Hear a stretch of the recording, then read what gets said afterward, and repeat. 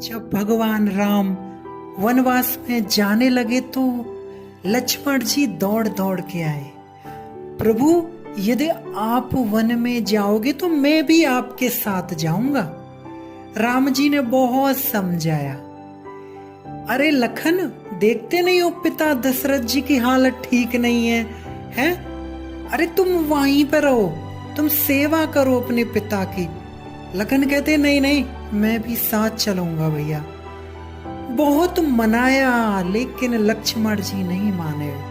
तो राम जी ने कहा कि ठीक है लखन, यदि आना है तो पहले ऐसा करो, माँ सुमित्रा से आज्ञा लेके आओ। अब तो लक्ष्मण जी जाने लगे और लक्ष्मण जी ने कप कपा पैर से जा रहे कांप कांप के कि कहीं माता सुमित्रा कहीं मुझे मना ना कर दे। अगर मना कर देंगी तो मैं जा नहीं पाऊंगा।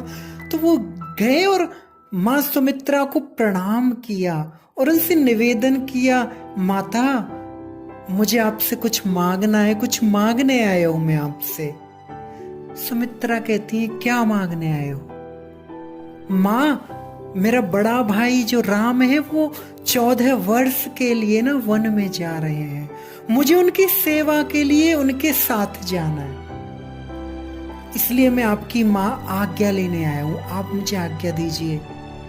बंधु, महात्मा लोग कहते हैं कि सबसे पहले सुमित्रा ने डांटा, बोली लखन, राम यदि वन में जा रहे हैं और उनकी सेवा करने के लिए तू मुझे पूछ रहे हो, हैं? तू मुझे पूछने की आज्ञा क्यों लेने आए हो? हाँ, क्या तुझे अपनी माँ पे विश्वास नहीं है?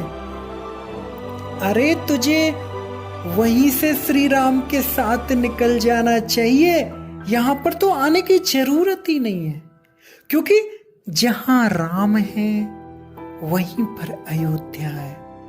लखन, आज तक मेरे मन में ये था कि मेरा कोई पुत्र नहीं है, लेकिन मैं आज दुनिया वालों को सबको कह सकती हूँ कि मेरा भी एक पुत्र है जो रघुपति राम का भक्त है। इस दुनिया में वह माँ है, वही माँ असली पुत्र वाली है जिसका पुत्र राम का भक्त है या कृष्ण का भक्त है। पुत्रवती युवती जग सोई, रघुपति भगतु जासु सुत होई, न तरु बाज भली बाध बयानी, राम विमुख सुत तेहित जानी।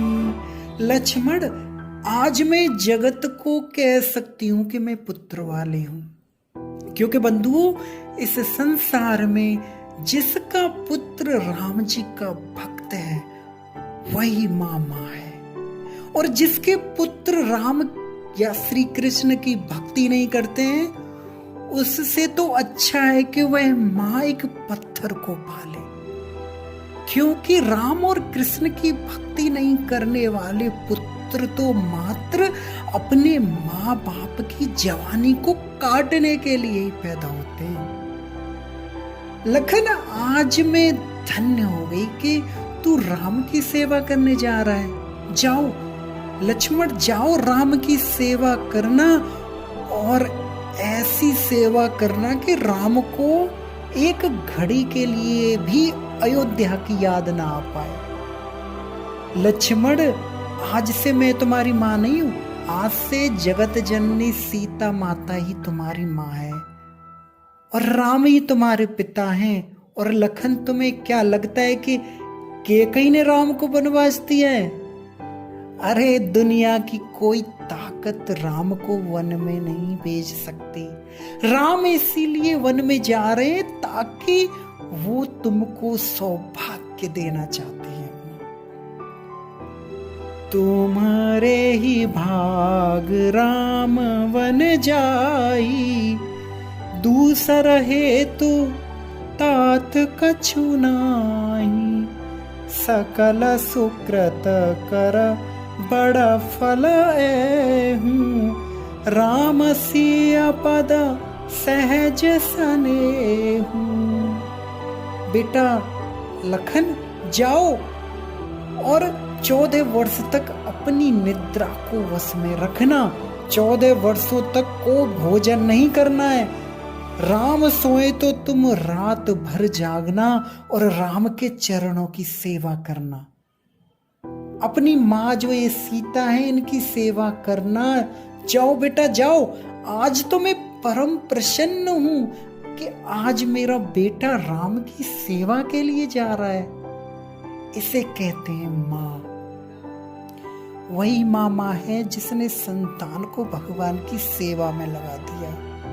ये मैं नहीं कह रहा हूं, ये भागवत भी देखे। भागवत के 5वें स्कंद में भी ऋषभ देव जी ने अपने पुत्रों को कहा कि हे पितरों, जननी न शिष्यात पिता न शिष्यात, यानी कि वो माँ नहीं है, वह पिता नहीं है जो अपने बच्चों को बंधुओं भगवान की भक्ति में नहीं लगाते हैं। तो माँ का कर्तव्य है कि वो अपने बच्चों को भक्ति में लगाएं। आज देखते हैं समाज में माँ बाप जो है वो अपने बच्चों को बहुत सुंदर सुंदर स्कूलों में भेजते हैं, सुंदर ड्रेसें लेके आते हैं, सुंदर खिलौने देते हैं, लेकिन बच्चों को भक्ति में नहीं लगाते। इसलिए बच्चे माँ बाप को पीट पीट के आश्रमों में डाल देते हैं ना। शास्त्र कहता है कि आप बेशक बच्चों को कुछ भी मत दो, लेकिन अगर आपने उनको भक्ति दे दी तो वे बड़ा होके आपकी सेवा अवश्य करेंगे। तो अपने बच्चों को यदि सिखाना है तो भक्ति वो जरूर सिखानी चाहिए।